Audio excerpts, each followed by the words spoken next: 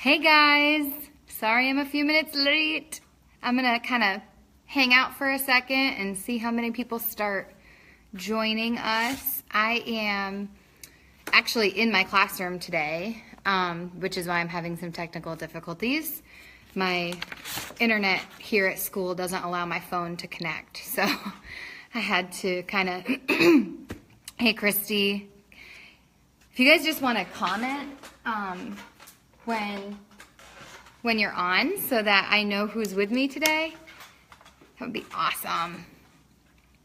But yeah, I'm in my classroom because we don't have kids today. We have a work day, and the internet wouldn't allow my phone to connect. So I'm going live off my data. So I hope that you guys can see me clearly, and I hope that you know, everything stays working while we're doing this.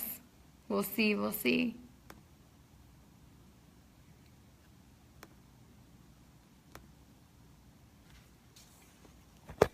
I am going to hop over here. Sorry.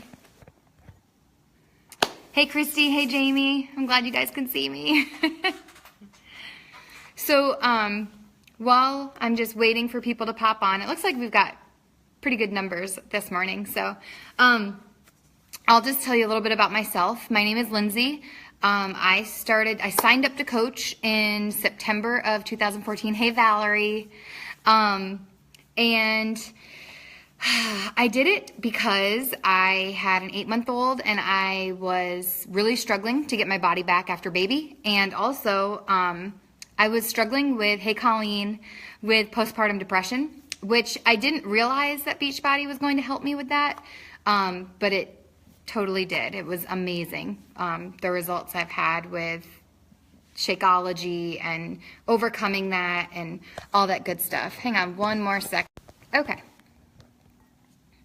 I was trying to, since I can't be on the internet, I was trying to get my notes over to my computer real quick. And that's not working.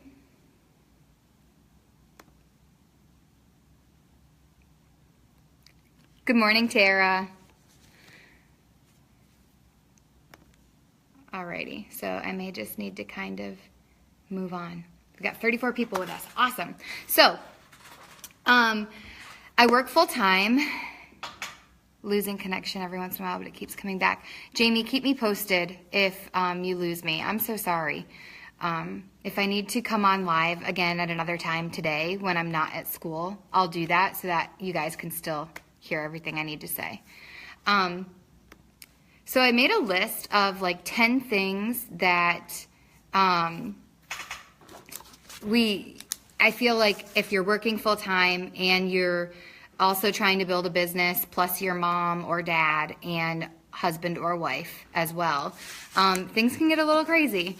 So I don't know if I finished telling my story about how I got started, but I got started because I was postpartum. I wanted to lose the weight, and I never thought I would work the business. I thought actually that I was too busy. I had a premature baby, and I just didn't really think that, you know, this was something that I had time to do. And lo and behold, when something's important to you, you make time for it, right? So that's what I've learned. So one of the first things that I want to talk about is creating a schedule. So obviously, if you are working full-time and you're a teacher, teachers have so many responsibilities. It's so much more than being in a classroom and teaching kids. And then, hey, Brittany, and then, you know, grading papers and all that. There's meetings and paperwork and all sorts of crazy stuff. So you really have to understand your schedule and figure out where Beachbody is going to fit into that schedule. So for me, that meant looking at when my planning periods are, when my lunch breaks are, and those types of things, and kind of realizing that I was going to have to maximize my time. And by maximize my time, I ended up having to come up with a schedule that works for me and my family. So right now my kids are young enough that I'm not running from ball practice to ball practice, but I have a time frame in which I need to get to kids' daycare in order to pick them up. So the first thing I need to say is create a schedule. Understand where you need to be every day in order for your family to function, and then where you need to be every day for your full-time job and what you need to be doing during those times. And then figure out what time of day Beachbody is going to work for you. And when I say create a schedule, I'm also saying create hours. I mean hours for you to work your full-time job. Like, I have to be to work at 7:25 and I'm allowed to leave at 3:30. I don't leave most days until 4 o'clock, but I have a rule that I work from 7:25 to 4 o'clock and no work comes home with me. So that means that during my planning periods, I have to close my door a lot of the times. In order to maximize my time, because planning periods are one of those times where we're wandering around the hall, we're talking to our coworkers, and there are days during the week that I'm required to meet with my colleagues or my teammates and things like that. So those things have to happen during that planning period. But there are other days when that planning period's mine to use as I wish. And those are the days when my lesson plans for next week are getting done. My copies for next week are getting done. My grading's getting done from this week. And there's a couple things teachers need to understand. And hopefully you guys know this. I don't know how long some of you have been teaching. This is my 11th year teaching. Some things moms, dads, don't be upset, but some things don't need to be graded. You guys are doing so much in your classrooms, including formative assessments, that not every little piece of product that your kids are producing needs to be graded. Now, I know things are different. I teach middle school. I know things are different at the elementary level or the high school level, but just understand that there's no requirement that says if you do 20 pieces of homework this week, all 20 of them have to be for a grade. And I also sometimes grade effort as opposed to content, just to give the kids that do it credit and the kids that don't do it, no credit. So be thinking about that. I really wish my notes would come through. I'm so sorry. So, hang on one more second. Sorry. Okay, we're good now. We're good. Am I back now, Laura? I hope so. All right. So number 2 is you have to plan. You have to plan ahead. So, yay. Thanks, Jamie. That should not happen again. I think I fixed it now. So plan ahead. So you need to, as a teacher, you should already know this, but as a teacher, you cannot walk into school on Monday morning and not have any idea what you're about to do with your kids, right? You have kids to teach, so you need to know what you're going to be doing with them in advance. I have next week's lesson plans already done. So the same thing needs to work with your Beachbody business. So you need to plan ahead. I cannot be thinking about today in my Beachbody business today. I should have been thinking about today 2 days ago. Today I need to be thinking about Wednesday and Thursday. I hope that makes sense. So the same way you plan in your 9 to 5 or your teaching job, you also need to be planning this business. This is, if you're working this like a business and you truly want to build, then you can't be working for today. You have to be working for tomorrow. And I'm not saying that the things that you're doing today, you shouldn't be sharing. But for me, I know that I'm going to be in a classroom 70% of my day when I'm at work. So I can't necessarily be snapping selfies and sharing my journey while I'm in my classroom. I have to have pictures and posts ready to share in advance, because what I'm doing in my classroom is probably not interesting to the majority of my audience, right? So you definitely need to schedule and plan. The next thing is prioritize. So you need to decide, what are your goals this year? And then you need to figure out, what do I need to do in order to get there? And I actually created a modified BAT that only requires 3 tasks a day. I'm happy to share it with anybody if you're really struggling with time management. I have a coach on my team who is also a teacher and has a really long commute. So I created this specifically for her so that she could use it, because she was really struggling with time management. Like how can I get everything done when I travel this long and, have all this stuff that I need to do for my job plus my business. So you need to prioritize. You need to decide, what are my money-making activities, what are my business-building activities, and what are my regular activities that maybe sometimes turn into a time suck. So for me, my priorities are the vital behaviors always. Every single day I invite at least 5 people. Every single day I share my journey. I recognize my coaches on my team that deserve recognition. And I just make sure that I'm doing those 4 vital behaviors every day. Then on top of that, I check in with my challengers. Now, let me tell you a little secret about that. I think a lot of us spend a lot of time checking one-on-one with every single challenger. And you do need to do that. I am not saying don't check in one-on-one with your challengers. What I'm saying is figure out what works best for the challenger. For some challengers, I do need to check in with them every morning. For some challengers, it's like once a week or every couple days, or if I see them going quiet in the challenge group. So create an understanding, communicate with them, ask them, what do you need from me? What do you need from me in order to be successful? And then offer that. But don't feel like you have to, by golly, if you have 50 challengers, you can't be checking in with 50 people every day and then still working your business. There's your whole power hour, So definitely prioritize what's important to you. For example, going in and commenting on everybody's picture in my challenge group is not something that's growing my business or earning me income. Now, it is a positive thing. It is something that I need to be doing, but on the days when I'm super busy, it's not something that needs to take up any of my working hours. And that leads me into my next tip. You need to create a team culture of leadership. The only way to work this business is to not go alone. When I started as a new coach, I had 2 people underneath me. I was Emerald, that were working the business. And the 3 of us did everything together. We created content together. We were all responsible for posting. It didn't matter what our rank was, how many challengers we had, if we had any coaches under us. We were all on an equal playing field and we did everything together.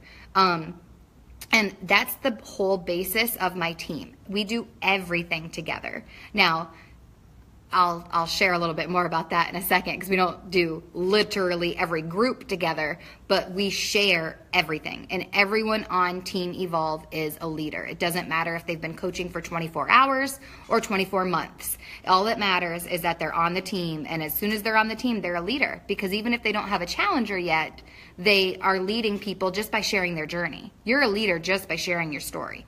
So when you have that team culture, it's much easier for you to not have to do all those little activities that are important but can easily turn into time-sucking things. So when you've got a really short time frame that you're able to work because you've got all these other responsibilities, teaching and everything else, you need to make sure that you're doing the things that are most important, and then your team can kind of pick up some of the slack. And I'm not saying you have the right to slack every day, but there are days that are a lot busier than others as a teacher. And those days you may even need to call on your team. You may even need to post in the team page. Like, hey guys, I have school, I have a meeting after school, then I've got this thing at my kid's daycare, and I'm not even gonna get home tonight until 9 o'clock. I'm gonna try to check in as often as I can. But if you're in my challenge group, can you please make sure that you are supporting and commenting on everybody's posts today? Call on them. Give them the opportunity to step up as leaders, because when you start to give them the opportunity, they're going to start taking it, and therefore your business will be growing because their business will be growing. But also, you cannot do it all yourself. I know that we, especially I think teachers, have this desire to be in control of everything, and you can't. It's hard to stomach, but you just can't. So you definitely need to work on creating the team culture of leadership. Everybody has responsibilities. Everybody needs to be contributing. So some ways that we do that on Team Evolve, we have different tasks that need to be done on a weekly basis, and it's not my responsibility or my co-founder's responsibility to do them all. We kind of delegate, and we do have lots of diamonds on our team that do step up and take that leadership role, but it's even more than that. Like, we've got coaches on our team that are coaches or emeralds or rubies or somewhere in between, and they're taking up responsibilities that need to be done. For example, every week, people post their business activity tracker in a thread that we have in our team page. I would not remember on Sundays to post that picture, like share your bat here. So another girl on our team does it. She stepped up one day because somebody had forgotten to do it, and now it's just her thing. She does it every week, and we need her to do that. That seems like a really small task, but we need someone to do it, and she's the leader who stepped up to do it, so now it's her job. All of us share challenge group content, so every time we create a free group content or a challenge group content, we compile it in a Google Drive, and everybody on our team has access to this Google Drive. And then they can't contribute or edit what's in there, but they can view what's in there and use it, however they wish to use it. And then when people have something to add, they just email it to me or another coach who's in charge of that content, and we add it and make sure people know that it's in there. So we have this system of leadership where everyone has a role and everyone steps up in one way, shape, or form. And if we didn't have that, I wouldn't be where I am today. There's no way, because I don't have time to do all of those things myself. The next thing kind of stems from that. You have to make everything duplicatable. Everything. And I mean, like, from the challenge group content being shared to how you onboard a new coach to basic, coach basics. Everything needs to be duplicatable. So couple things that we do. We have a new coach sign, like a checklist. I think that's actually what we call it, new coach checklist. And everybody has access to the new coach checklist. And whenever you sign a new coach, you go through the checklist with that coach before you have your GSR. And then there's a little section of the checklist that you do after you have your GSR. So you and everyone has access to that. So I know that every single coach who's welcomed to my team is being welcomed essentially the same way, same basics, The challenge group stuff, everyone knows when a new coach onboards for the first 2 to 3 months, they do their challenge group with their upline sponsor.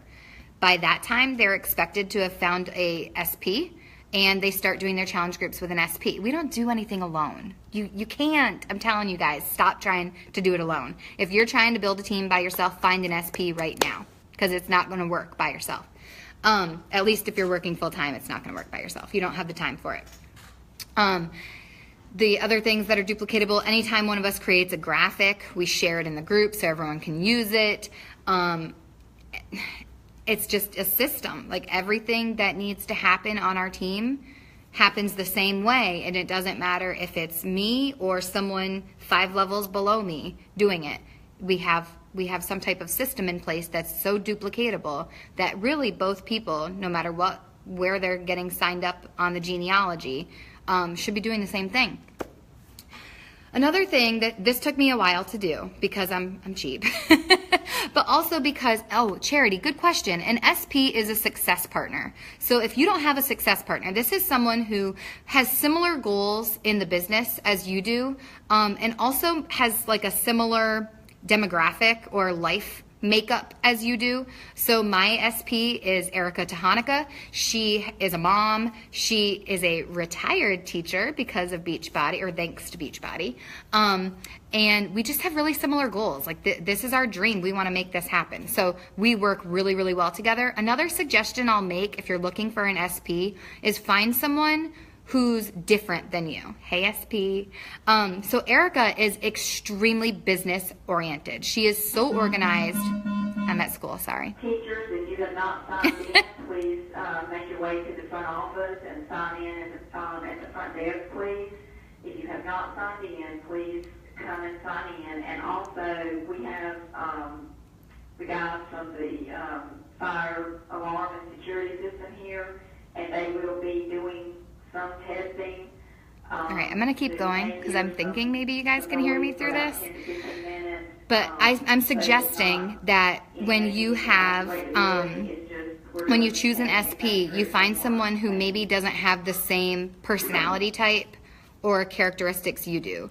I'm a very emotionally driven, teacher life, relationship-oriented person.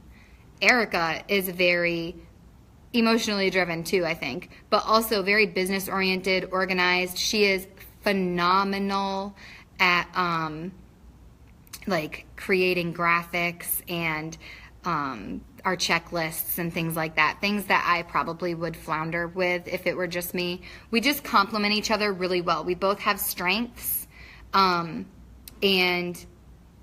weaknesses, and they kind of complement each other. So that's what you want to be looking for when you have an SP. You want to make sure that your weaknesses are complemented by their strengths, and your strengths complement their weaknesses. Lori, I will share more about the new coach checklist at the end of this. I'm going to write it down so I don't forget, because I want to continue going through my list. I feel like I'm taking a long time, and I don't want anyone to check out because of that. So the other thing that I was just about to talk about before my intercom went off is time-saving tools. So this is something, like I was saying, that took me a while to decide to start doing because A, I'm kind of cheap. B, my goal is to be a stay-at-home mom and just work my Beachbody business. And in order to do that, I obviously need to get my income to a certain state. So I've been like, why am I going to spend money when I'm not making what I want to be making? But I'm learning that time is money. And especially when you're a mom, a wife, a dad, a husband, a teacher, or whatever, working a full-time job and trying to build this business, time is definitely money. So a couple time-saving tools that I've invested in, Buffer. So I went ahead and paid for the year-long membership, and you guys, I even schedule my posts on my personal page using Buffer. It makes my life so much easier. Back to when I said you need to plan ahead, like I can't be thinking about today, I need to be thinking about Thursday today. The only way I can do that is thanks to Buffer. I have everything scheduled to just post when it needs to post. And then I also just this year hired a virtual assistant. And this was something that I really waited to do because I was afraid of the money, really. And I was like, I can do these things. Good morning. There are things that I can do. Why am I paying someone else to do them? But there are also things that, like Shalene Johnson would say, someone else can do them and no one's going to notice that it's not me. So I have a phenomenal virtual assistant. I love her. And she does things like create graphics for my challenge groups for me. She puts all my posts into Buffer for me. Little things that I'm not good at creating graphics anyway, and I know I'm not good at it. I don't totally enjoy it because I'm not good at it, so why not let her do it, you know? And it's like $20 a month, 20 to $40 a month is what I'm spending. To me, it's well worth it. So consider that. Consider things that, you know, you might be able to delegate to someone else. And delegate to your team too. Just sense of urgency. So I am the type of person where I see a message in my inbox and I'm like, oh my gosh, I need to reply. I need to reply now. Or they might decide to go with someone else. They might decide not to do it. They might, you know, and I'm like, I had this constant sense of urgency, and it is a good thing. You do need to have a sense of urgency, but you need to understand when and why to have a sense of urgency. So you don't have to say things like you don't have to respond to things right away. They can sit there for a little bit. Now that does not mean let them sit for a week and then reply to the person. But you don't have to feel like because you have 5 messages in your inbox that you need to respond to all 5 of them by 5 o'clock this evening. Okay, so just make sure you respond to them. That's the important part. In a timely fashion. I would say within 24 hours minimum. Now, the other thing, once you create that team culture of leadership, your sense of urgency will kind of go down a little bit, because when people post questions in our team page, other leaders step up and answer them, sometimes before I even see them, because I'm not on my phone during school. I can't be. So there are things that are there and I'm like, oh, 5 people already responded to this. I don't even need to worry about it anymore. So just understand that sense of urgency is good. It is a requirement, but it's not a requirement in all situations, if that makes sense. What type of coach am I? Ashley, can you explain that question a little bit more? I don't know exactly what you're asking. Another thing is you need to stay positive. So I know teaching is a really, really trying job, career. There's just a lot that goes into being a teacher, right? Ashley, Beachbody. Yes, I'm a Beachbody coach. So I am on the Beachbody Champions page, right? Anyway, no, definitely Beachbody. I am a 5-star diamond coach with Beachbody. You need to stay positive. So if you are going through a tough time at school, maybe one of your kids is going through something and it's really weighing on you, you're welcome. Then you need to make sure that you are staying positive with your team. So I realize this may not necessarily play directly into managing your time as a teacher and coach, but what I'm saying is if you start to share some of those negative things with your team, then it's just like a trickle effect. It's a very slippery slope. If you're struggling, know who you can share your struggle with. Don't share it with the entire whole. So that's one of the reasons why it's really important to have an SP. And it's also really important that when you have some diamonds on your page and some leaders on your page, that you have a specific group just for leaders.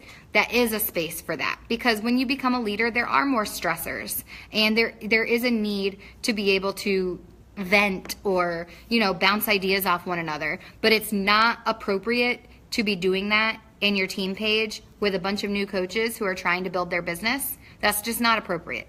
So you need to make sure that you are staying positive, looking at the silver lining in every situation, and sharing your frustrations with the people that it's okay to share them with, who are going to help get you back up, not necessarily you bringing them down too. Lastly, be transparent. So life is crazy. You work full time. You're a mom or a husband or a dad.